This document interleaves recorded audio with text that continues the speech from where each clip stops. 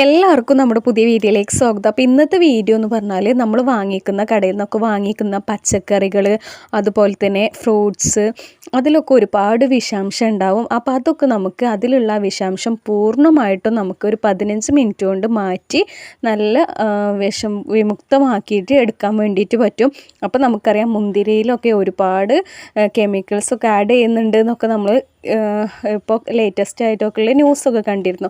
അപ്പോൾ ഇനി ആരും പേടിക്കേണ്ട ആവശ്യമില്ല. നമ്മൾ ഈ കാണിക്കുന്ന രീതിയിൽ ചെയ്താൽ നമ്മുടെ പച്ചക്കറികളുടെയും അതുപോലെ തന്നെ പഴങ്ങളിലൊക്കെ ഉള്ള വിഷാംശം നമുക്ക് മാറ്റിയെടുക്കാൻ വേണ്ടിയിട്ട് പറ്റും. അതിന് മുമ്പ് കുറച്ച് കുഞ്ഞു ടിപ്പ് കൂടി കണ്ടു നോക്കാം. അപ്പോൾ നമ്മൾ ഫസ്റ്റ് പഞ്ചസാരയൊക്കെ ഇട്ട് വെക്കുന്ന പാത്രത്തിൽ മഴയൊക്കെ ആണല്ലോ, അപ്പോൾ അതൊന്ന് മെൽറ്റായി വരാൻ, അത് അലിഞ്ഞ് പോകാനൊക്കെ ഉള്ള ചാൻസ് ഉണ്ട്. അതിന് നമുക്ക് ചെയ്യാൻ പറ്റുന്ന കാര്യം എന്ന് പറഞ്ഞാൽ നമ്മൾ പഞ്ചസാരയൊക്കെ ഇട്ട് വെക്കുന്ന പാത്രത്തിൽ ഇതുപോലെ ഒരു ചിരട്ടയുടെ കഷ്ണം ഇട്ട് കൊടുക്കുക. അപ്പോൾ നമുക്ക് പഞ്ചസാരയ്ക്ക് യാതൊരു വിധ കേടും ഉണ്ടാവില്ല, അത് അലിഞ്ഞു പോകത്തില്ല. അതാണ് നമ്മൾ ഉദ്ദേശിച്ചത്.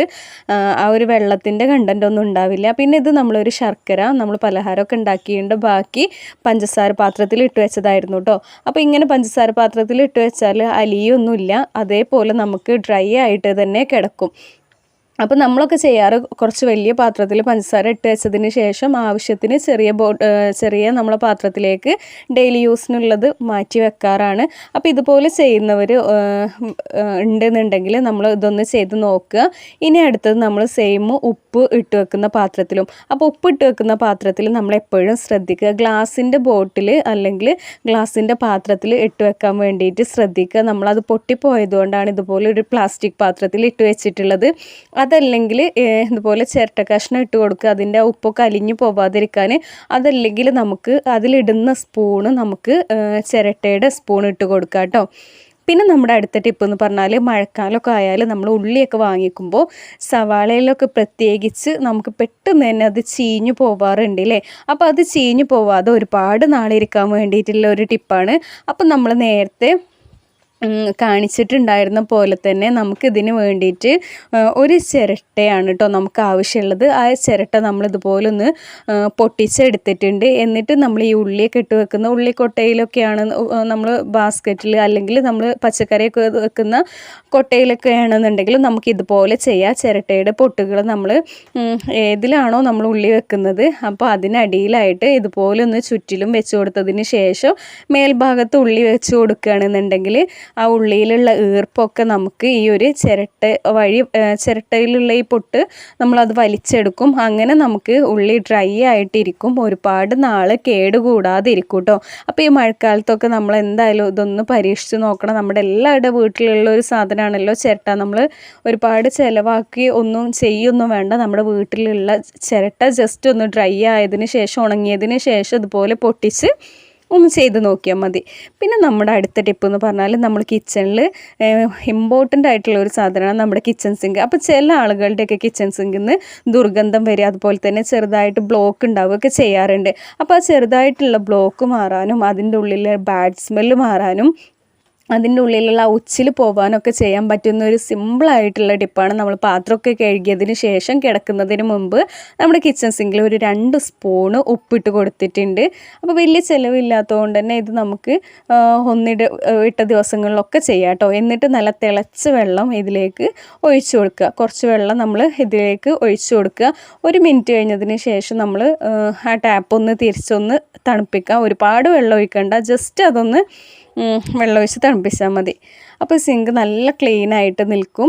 അപ്പോൾ ഇത് ചെയ്യാത്തവരൊന്ന് ചെയ്ത് നോക്കുക. ഇനി നമ്മൾ നേരത്തെ പറഞ്ഞിട്ടുള്ള പച്ചക്കറി അതുപോലെ തന്നെ പഴങ്ങളിലൊക്കെ കെമിക്കൽസ് പെട്ടെന്ന് പോവാനുള്ളൊരു ടിപ്പ് ഇത് നമ്മളിപ്പോൾ മുന്തിരിയാണ് കാണിക്കുന്നത്. ഈ ഒരു രീതിയിൽ നമുക്ക് എല്ലാതും ചെയ്യാം കേട്ടോ. നമ്മുടെ ചീര, അതുപോലെ തന്നെ കടയിൽ നിന്ന് വാങ്ങുന്ന പയർ, തക്കാളി, കോവക്ക, പാവയ്ക്ക ഒക്കെ നമുക്കിതുപോലെ ചെയ്തെടുക്കാൻ പറ്റുന്നതാണ്. ഫ്രൂട്ട്സ് ഐറ്റംസും നമ്മൾ ഇതുപോലെ ചെയ്യാവുന്നതാണ്. ഒരു പാത്രം എടുത്ത് അതിലേക്ക് അത് മുങ്ങി നിൽക്കുന്ന രീതിയിൽ വെള്ളം ഒഴിക്കുക. അതിന് ശേഷം നമുക്ക് വേണ്ടത് ബേക്കിംഗ് സോഡയാണ്. അപ്പ സോഡ ഒരു 1.5 സ്പൂൺ നമ്മൾ ഈ ഒരു പാത്രത്തിലേക്ക് ഇട്ട് കൊടുത്തിട്ടുണ്ട്. എന്നിട്ട് ഇത് പെട്ടെന്ന് തന്നെ മെൽറ്റ് ആവും കേട്ടോ. നമ്മൾ ഉപ്പിൻ്റെ ഒന്നും പോലെയല്ല, ഇത് വെള്ളത്തിലേക്ക് ഇട്ടാൽ പെട്ടെന്ന് തന്നെ അലിഞ്ഞു പോവും. അപ്പോൾ നമ്മൾ ഇതിട്ട് ഒരു 15 മിനിറ്റ് മാത്രം ഈ ഒരു വെള്ളത്തിൽ വെച്ചാൽ മതി. പെട്ടെന്ന് തന്നെ നമുക്ക് ചെയ്തെടുക്കാൻ വേണ്ടിയിട്ട് പറ്റും. അപ്പോൾ ഉപ്പ് ഇട്ട് വെക്കുന്നവരുണ്ട്, അല്ലെങ്കിൽ മഞ്ഞൾപ്പൊടി ഇട്ട് വെക്കുന്നവർ, വിനാഗിരി ഒഴിച്ച് വെക്കുന്നവരൊക്കെ ഉണ്ട്. അതൊക്കെയാണെന്നുണ്ടെങ്കിൽ നമ്മൾ കുറച്ച് അധികം സമയം വെക്കണം. ഇതുപോലെ ബേക്കിംഗ് സോഡ വെക്കുകയാണെന്നുണ്ടെങ്കിൽ ഇട്ട് കൊടുത്ത് നമ്മൾ ഫ്രൂട്ട്സോ വെജിറ്റബിൾസോ ഒക്കെ ചെയ്യുകയാണെന്നുണ്ടെങ്കിൽ നമുക്കൊരു 15 മിനിറ്റ് ഇട്ട് വെച്ചാൽ മതി. അതിന് ശേഷം നമുക്ക് നല്ല പോലെ തന്നെ ഒന്ന് കഴുകി വൃത്തിയാക്കി എടുക്കാം കേട്ടോ. അപ്പോൾ നമ്മൾ മുന്തിരിയാണ്, അപ്പോൾ ഇത് മുന്തിരിയൊക്കെ നമ്മളൊന്ന് ഈ തണ്ടിൽ നിന്നൊന്ന് മാറ്റിയെടുക്കുന്നുണ്ട്. അപ്പോൾ മുന്തിരി നമ്മൾ എന്തായാലും കൊണ്ടുവരുന്ന സമയത്ത് ഇതുപോലെ ചെയ്യണം കേട്ടോ. കാരണം മുന്തിരിയിലൊക്കെയാണ് കൂടുതലായിട്ട് മരുന്നുകളൊക്കെ അടിക്കുന്നത്.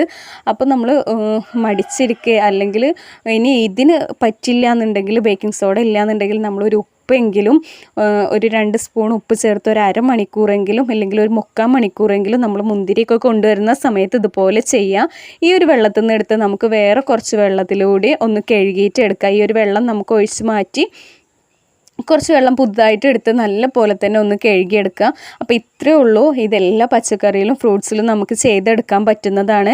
മാക്സിമം ഇതുപോലെയൊക്കെ ചെയ്തതിന് ശേഷം നമ്മൾ മാർക്കറ്റിൽ നിന്നൊക്കെ കൊണ്ടുവരുന്ന വെജിറ്റബിൾസും ഫ്രൂട്ട്സും ഒക്കെ കഴിക്കാൻ വേണ്ടിയിട്ട് ശ്രദ്ധിക്കുക. പ്രത്യേകിച്ച് കുട്ടികൾക്ക്, പ്രായമുള്ളവർക്ക്, മരുന്ന് കഴിക്കുന്നവരൊക്കെ ഇതൊന്ന് ശ്രദ്ധിക്കുക. അപ്പോൾ ഇത്രയേ ഉള്ളൂ നമ്മുടെ വീഡിയോ ഇഷ്ടപ്പെട്ടാൽ ലൈക്ക് ചെയ്യുക, ചാനൽ സബ്സ്ക്രൈബ് ചെയ്യുക. താങ്ക്